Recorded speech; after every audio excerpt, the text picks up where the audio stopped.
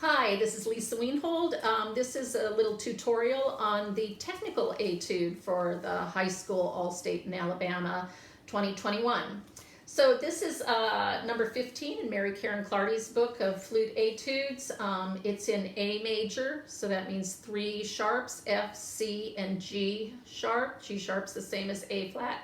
It's by Köhler. That funny little umlaut over the O. Everybody kind of says it a little bit differently. And it's marked allegro maestoso. So allegro is a fast tempo, but maestoso means kind of with some pomp and dignity and so forth. I tend to think 110 is maybe a smidge fast to be maestoso, but definitely when you first start working on this, I would try not to do anything close to that. All right, con ardore, with passion. Yeah, it's supposed to be a very kind of outgoing piece. All right, so we're gonna kind of break this up into little bits and pieces. I always tell people to try and join the rhythmic landscape. Create a rhythmic landscape that you're gonna that you will join and start to play in. So if you just do that first pickup note and then try and create the speed from that note to the rest of the first measure, it's likely to be maybe a little rocky. You don't really know how long to hold the A before you go on to the 16ths. So I always would think, whatever my tempo is, 1, 2, 3, 4, and 1, 2, 3, E and a 4, E and a 1. I think that works better than just kind of going da da. I think if you're thinking rhythmically before you even play about where the tempo and the beat is, it will help you a lot. Okay, so I'm going to just break this down into little bits and pieces, chunks here. So I think the first 8 bars or so are kind of one chunk that I might work on. Watch how the articulations in this fall. Be careful when you have tied notes that you're really actually subdividing and thinking how long they are. For instance, the bar 4, I would be thinking 1 and 2, E and a 3, rather than just 1, 2. Because if you think 1 and 2, you'll know exactly where to come off of that C sharp.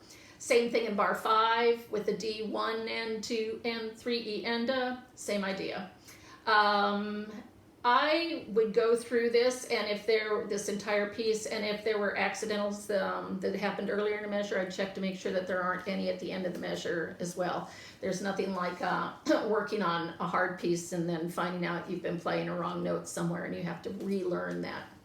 Okay, so I'm going to go just a little bit under the marked tempo, I think, and I'll play you through measure 8. At the end of measure 7, you see those 16ths that have lots of accidentals? It's just your chromatic scale. A lot of times in this, when you see the funny accidentals, it's just the note that's just directly below or directly above it, and we'll talk about a little bit of that happens a little later in this. Okay, so here's my rhythmic landscape. I'm going to join. 1, 2, 3.